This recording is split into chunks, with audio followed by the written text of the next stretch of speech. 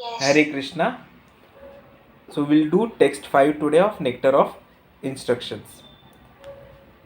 कृष्णेति यस्य गिरि तं मनसा द्रियेत दीक्षास्ति चेतनतिभिश्च भजन्तीम ईशम शुश्रूया भजन विद्नाम अनन्यम अन्य निंदादि शून्य हृदम इप्सित संग लब्ध्या. One should mentally honor the devotee who chants the holy name of Lord Krishna. One should offer humble obeisances to the devotee who has undergone spiritual initiation Diksha and is engaged in worshipping the deity.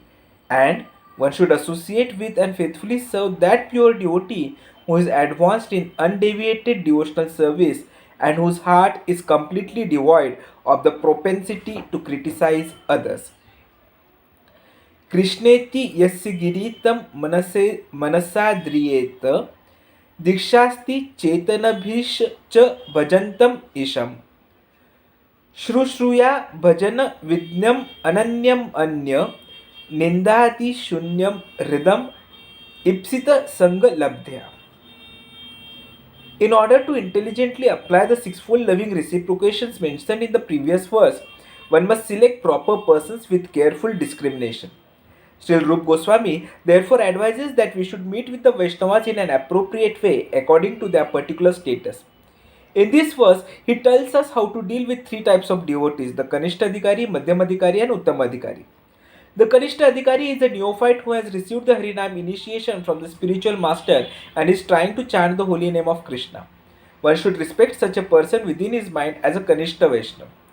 A Madhyam Adhikari has received spiritual initiation from the spiritual master and has been fully engaged by him in the transcendental loving service to the Lord. The Madhyam Adhikari should be considered to be situated midway in devotional service. The Uttam Adhikari or highest devotee is one who is very advanced in devotional service. An Uttam Adhikari is not interested in blaspheming others, his heart is completely clean and he has attained the realized state of unalloyed Krishna consciousness. According to Srila Rupa Goswami, the association and service of such a Mahabhagavatam or perfect Vaishnava are most desirable. One should not remain a Kanishta Adhikari, one who is situated on the lowest platform of devotional service and is interested only in worshipping the deity in the temple. Such a devotee is described in the 11th canto of Srimad Bhagavatam 11.2.47. Archayam eva hare pujam yah shraddhayate न तद भक्तेषु चान्येषु स भक्तः प्राकृतः स्मर्तः. A person who is faithfully engaged in the worship of the deity in the temple but who does not know how to behave towards devotees or people in general is called a prakrita bhakta or kanishta adhikari. One therefore has to raise himself from the position of kanishta adhikari to the platform of madhyam adhikari. The madhyam adhikari is described in Srimad Bhagavatam 11.2.46, that is just one slok earlier, in this way. ईश्वरे तत् अधीनेषु बालीयेषु द्विषत्सु च प्रेम मैत्री कृपोपेक्ष यह करोति स मध्यमः. The Madhyam Adhikari is a devotee who worships the Supreme Personality of Godhead as the highest object of love, makes friends with the Lord's devotees, is merciful to the ignorant and avoids those who are envious by nature. This is the way to cultivate devotional service properly. Therefore, in this verse, Srila Rupa Goswami has advised us how to treat various devotees.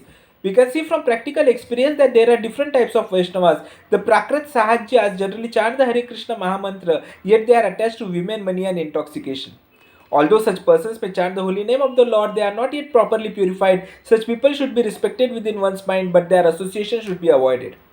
Those who are innocent but simply carried away by bad association should be shown favor if they are eager to receive proper instructions from pure devotees. But those neophyte devotees who are actually initiated by the bona fide spiritual master and are seriously engaged in carrying out the orders of the spiritual master should be offered respectful obeisances. In this Krishna consciousness movement, a chance is given to everyone without discrimination of caste, creed, or color. Everyone is invited to join this movement, sit with us, take prasad, and hear about Krishna. When we see that someone is actually interested in Krishna consciousness and wants to be initiated, we accept him as a disciple for the chanting of the holy name of the Lord. When a neophyte devotee is actually initiated and engaged in devotional service by the orders of the spiritual master, he should be accepted immediately as a bona fide Vaishnava and obeisances should be offered unto him. Out of many such Vaishnavas may be found to be very seriously engaged in the service of the Lord and strictly following all the regulative principles, chanting the prescribed number of rounds on japa beads, and always thinking of how to expand the Krishna consciousness movement. Such a Vaishnava should be accepted as a Uttam Adhikari, a highly advanced devotee, and his association should be always sought. The process by which a devotee becomes attached to Krishna is described in Chaitanya Charitamrita Nitya Leela 4.192. Diksha kale bhakta kare atma samarpan, sei kale Krishna tare kare atma sam. At the time of initiation, when a devotee fully surrenders to the service of the Lord, Krishna accepts him to be good as he himself. Diksha or spiritual initiation, as explained in the Bhakti Sandarbha 868th verse by Srila Jiva Goswami. दिव्यं ज्ञानं यतो दद्यात् कुर्यात् पापस्य संक्षयां तस्मात् दीक्षेति सा प्रोक्ता देशिकास्तत्त्वकोविदः. By Diksha, one gradually becomes disinterested in material enjoyment and gradually becomes interested in spiritual life. We have seen many practical examples of this, especially in Europe and America. Many students who come to us from rich and respectable families quickly lose all interest in material enjoyment and become very eager to enter into spiritual life. Although they come from very wealthy families, many of them accept living conditions that are not very comfortable. Indeed, for Krishna's sake, they are prepared to accept any living condition as long as they can live in the temple and associate with the Vaishnavas. When one becomes so disinterested in material enjoyment, he becomes fit for initiation by the spiritual master. For the advancement of spiritual life, Srimad Bhagavatam 6.1.13 prescribed tapasya brahmacharyena samena cha damena cha. When a person is serious about accepting Diksha, he must be prepared to practice austerity, celibacy, and control of the mind and body. If one is so prepared and is desirous of receiving spiritual enlightenment, Divya Jnanam, he is fit for being initiated. Divyam Jnanam is technically called Tad Vijnana, or knowledge about the Supreme. Tad Vijnanartham sa gurum eva bhigaccheta. 1.2.12. When one is absolutely interested in the transcendental subject matter of the absolute truth, he should be initiated. Such a person should approach a spiritual master in order to take Diksha. Srimad Bhagavatam 11.3.12 T1 also describes Tasmat Gurum Prapadyate Jidnyasu Shreya Uttamam. When one is actually interested in the transcendental science of the absolute truth, he should approach a spiritual master. One should not accept a spiritual master without following his instructions. Nor should one accept a spiritual master just to make a fashionable show of spiritual life. One must be jitnyasu, very much inquisitive to learn from the bona fide spiritual master. The inquiries one makes should strictly pertain to transcendental science.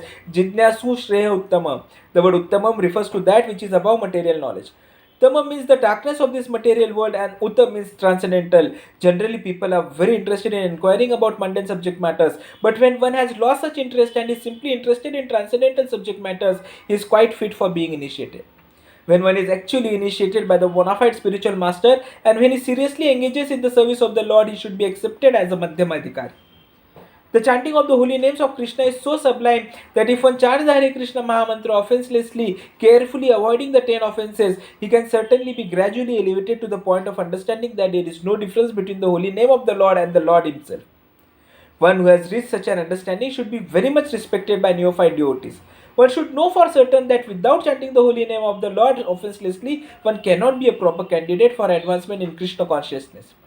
In Sri Chaitanya Charitamrit Madhya Leela 22.69 it is said, Yahar Komal Shraddha se Kanishtha Janam Krame Krame Tenho Bhaktata Ibe Uttamam. One whose fate is soft and pliable is called a neophyte, but by gradually following the process he will rise to the platform of a first class devotee. Everyone begins his devotional life from the neophyte stage, but if one properly finishes chanting the prescribed number of rounds of Harinama, he is elevated step by step to the highest platform, Uttam Adhikari. The Krishna consciousness movement prescribes 16 rounds daily because people in the Western countries cannot concentrate for long periods while chanting on beats. Therefore, the minimum number of rounds is prescribed. However, Srila Bhakti Siddhanta Saraswati Thakur used to say that unless one chants at least 64 rounds of japa, 100,000 names, he is considered fallen patita. According to his calculation, practically every one of us is fallen. But because we are trying to serve the Supreme Lord with all seriousness and without duplicity, we can expect the mercy of Lord Sri Chaitanya Mahaprabhu, who is famous as Patita Pavana, the deliverer of the fallen. When Srila Satyaraj Khan, a great devotee of Sri Chaitanya Mahaprabhu, asked the Lord how a Vaishnava could be recognized, the Lord replied, Prabhu kahe, यानरा मुखे सुने एक बार कृष्ण नाम, सेई पूज्य श्रेष्ठ सबाकार.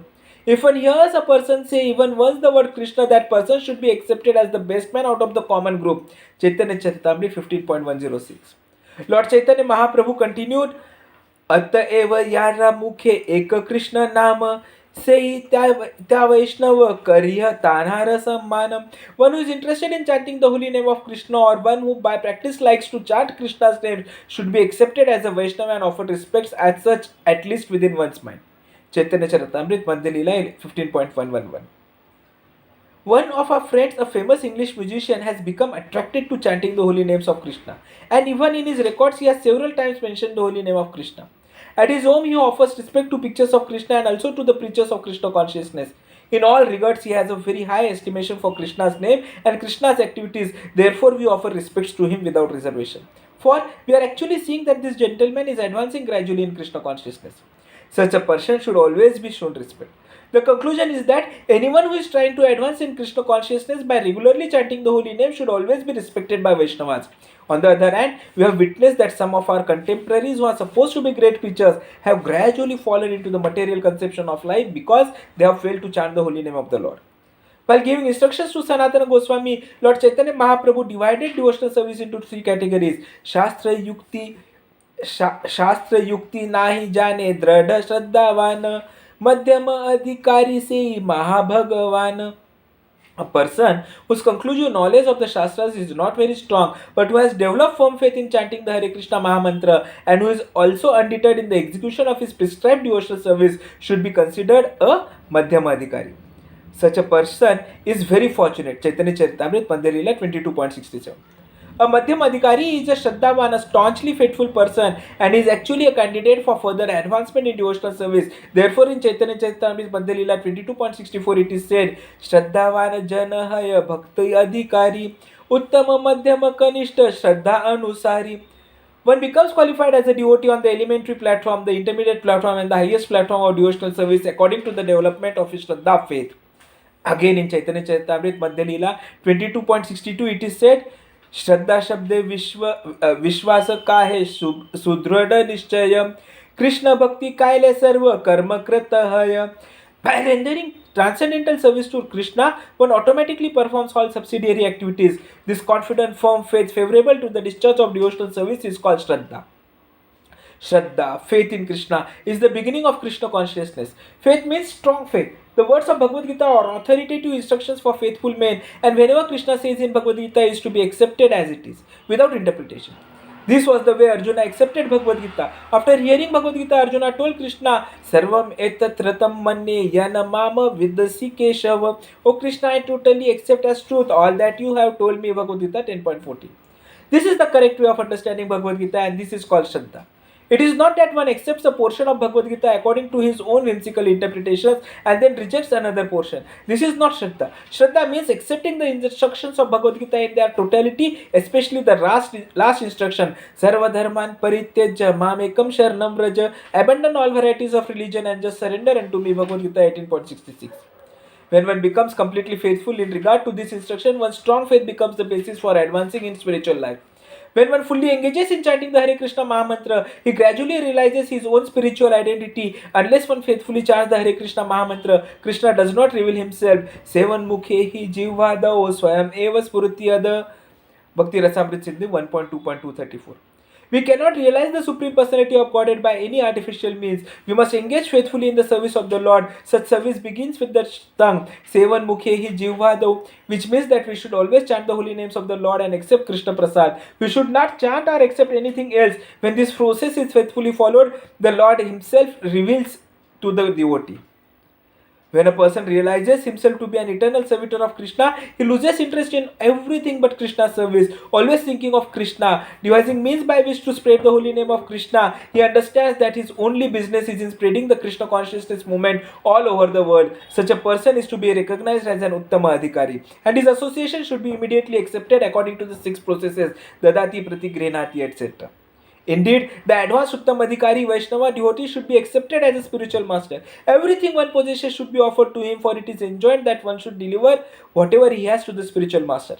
The brahmachari in particular is supposed to beg alms from others and offer them to the spiritual master. However, one should not imitate the behavior of an advanced devotee or Mahabhagavata without being self-realized. For such imitation, one will eventually become degraded.